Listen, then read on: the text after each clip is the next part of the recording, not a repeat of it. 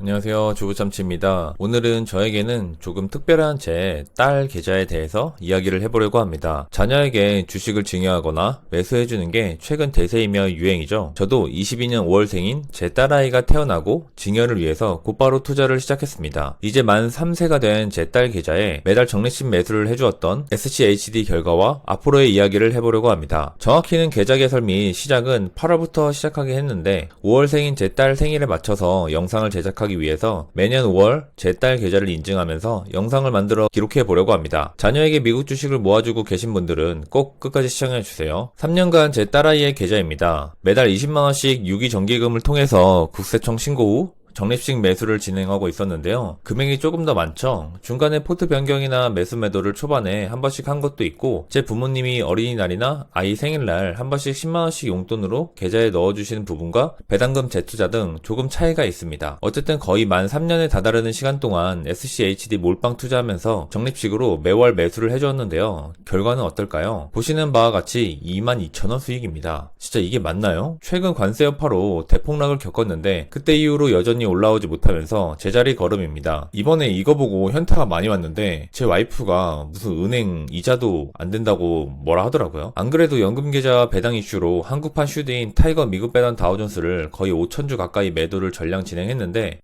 이제 본주인 SCHD도 놓아줄 때가 된 것 같습니다. 제가 QQQ나 S&P를 사지 않았었던 이유는 매달 20만원씩 적립에 대한 금액으로 VO나 QQQ도 한 주도 살 수 없었기 때문이지만 배당받아서 나중에 제 딸이 이걸로 활용해서 유학을 가거나 무언가 하고 싶은 일을 했으면 하는 바람이 있었기 때문입니다. QQQ는 투자하고 싶었지만 QQQM도 살 수가 없었고 부의 축소판인 SPLG의 경우는 S&P 500으로 어중간하게 살 바에 SCHD로 확실한 배당을 받자 마인드가 강했기 때문이죠. 주가도 S&P 500만큼은 아니어도 비슷하게 갈 수 있었고 배당을 포함한 토탈 리턴으로 보면 비슷한 수준을 유지할 수 있었기 때문에 SCHD를 매수했던 것입니다. 하지만 3년이란 시간 동안 실패한 투자였는데요. SCHD가 그럼 잘못된 것이냐? 사실 그건 아닙니다. 애초에 여기에 너무 큰 기대를 갖고 있었던 부분이 있었죠. 최근 인기가 높아지면서 S&P 500의 대체제로서 자리를 잡아왔기 때문입니다.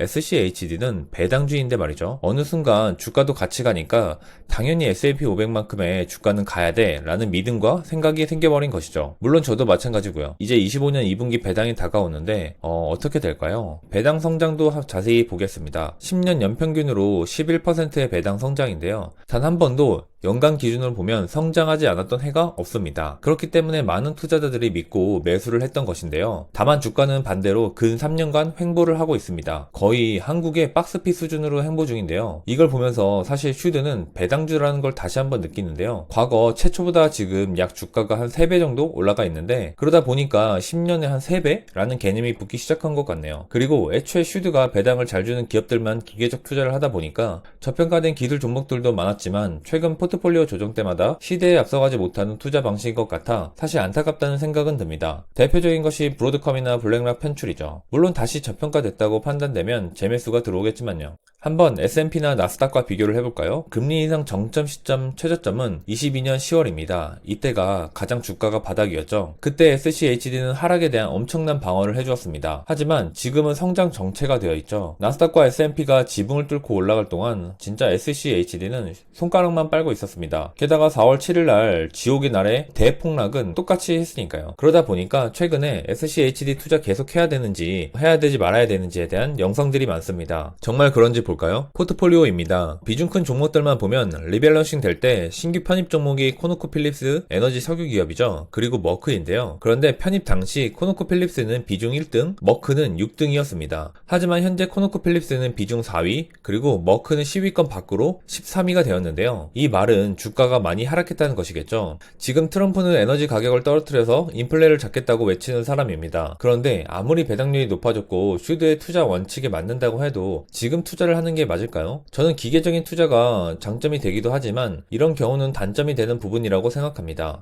다만 주가적인 측면이지 반대로 배당 측면으로 보면 현재 전부 우량 배당주의이기 때문에 걱정할 건 없어 보이긴 합니다. 다시 한번 슈드는 주가 성장은 부수적인 것이지 메인은 아니다라는 걸 깨닫게 되는데요. 물론 나중에 이렇게 저평가될 때 사두고 올라갈 때 그만큼 안전마진도 높아지는 거 아니냐 하겠지만 이렇게 당장 주가가 못 가는 것을 보고 있으면 답답한 마음이 드는 것은 사실입니다. 제가 3년 10년간 슈드를 투자하면서 아쉬운 기술주 부분을 채우기 위해서 S&P나 나스닥과 비중을 섞어서 해보면 어떨까 하고 백테스트를 진행해 보았는데요. 그런데 그 어떤 비중도 결국 S&P 몰빵 투자보다 못한 성과를 보면서 포기를 했습니다. 단순히 최근 3년이 아니라 백테스트를 최대 기간인 1985년부터 시뮬레이션을 돌려봐도 토탈 리턴 기준으로 S&P 500을 이기지 못합니다. 단 나스닥인 QQQ 몰빵을 하면 유일하게 가능은 한데 애초에 슈드를 지속 투자를 하기 위한 백테스트이기도 하고 QQQ 단일 한 주당 가격이 너무 비싸서 현재 제 딸아이의 계좌에 맞지 않기 때문에 제외했습니다. 물론 QQQM도 마찬가지죠. 결국 S&P 500 투자가 답이라는 결과가 나오는데요. 그래서 추가적으로 그럼 슈드의 약점인 기술주 부족에 따른 주가 성장에 아쉬움이 있으니까 이걸 레버리지를 이용해서 채워보면 어떨까 하는 생각을 해서 시뮬레이션을 진행해 봤는데요. TQQQ를 담아봤습니다. SOXL은 너무 변동성이 심해서 제외했고 그래도 나스닥과 SCHD의 중첩 종목이 가장 적기 때문에 돌려봤는데요. 3년 기준으로 돌려보니까 MDD 하락폭은 말도 안 되게 높으면서 오히려 원금이 깎이는 최악의 결과가 나왔습니다. 그럼 초장기로 돌려보면 어떨까요? 근데 이때는 그렇게 되면 완전히 다른 결과가 나오는데요. 무려 S&P 500 단일 투자보다 자산을 2배나 늘릴 수 있는 것이었습니다. 다만 MDD가 무려 60% 전후로 엄청나게 변동성이 심해지는 것을 볼 수 있는데요. TQQQ 20%만 섞어도 무려 최대 하락폭이 마이너스 50%까지 가는 것이니까요. 만약 개인 계좌로 이걸 진행했다면 한번 해볼 만할 것 같다는 생각은 했는데 이건 어디까지나 제 딸아이의 계좌이기 때문에 불가능하여 포기했습니다. 안정적인 자산을 만들어주기 위함인데 이런 리스크는 너무 크기도 하고 무엇보다도 투자 금액의 한정 때문입니다. 매월 20만원밖에 투자를 할 수 없는데 최대한 세금을 아끼면서 자산을 증식해주는 투자 방식이 목표이기 때문에 제 목적과 맞진 않기도 하고 하락에 대응도 하기 힘들어서 마음을 접었습니다. 결국 이래도 저래도 돌려봐도 SCHD에 대안은 S&P 500밖에 없다는 생각입니다. 그리고 제가 S&P 500을 사려고 하는 이유는 이제 원래 하지 않았던 이유에 반대가 된 것입니다. 애매한 포지션이 사실 가장 적합한 비율로 움직인다고 말할 수 있기 때문이죠. 과거에 애매하다고 차라리 나스닥을 하자 생각했던 것이 이제 조율자로 전환된 것입니다. 그리고 무엇보다 계속 말씀을 드리고 있긴 한데 제가 투자할 수 있는 것은 매월 20만원입니다. 왜 20만원이냐고 혹시 모르시는 분이 있을까봐 말씀을 간단하게 드리면 20세 미만 아이에게 10년간 증여 비과세 한도는 2천만원입니다. 그런데 전 한 번에 증여하기에는 부담스러우니까 매월 20만원씩 나눠서 증여를 신고한 것인데요. 다만 20만원씩 10년이면 2,400만원이죠. 이건 현재 가치 할인을 해주기 때문인데요. 대략 3% 기준으로 잡고 세법으로 할인을 해줍니다. 그래서 매달 20만원씩 적립하면 현재 가치 3% 할인이 되고 10년간 대략 할인된 금액으로는 한 1990만원 정도? 2천만원 조금 안 되는 증여를 할 수 있게 되는 것입니다. 그리고 20세 이후에는 10년간 2천만원에서 한도가 5천만원까지 증가하는데요. 그래서 20살 이후에는 50만원씩 제가 이 세상 하직하는 그날까지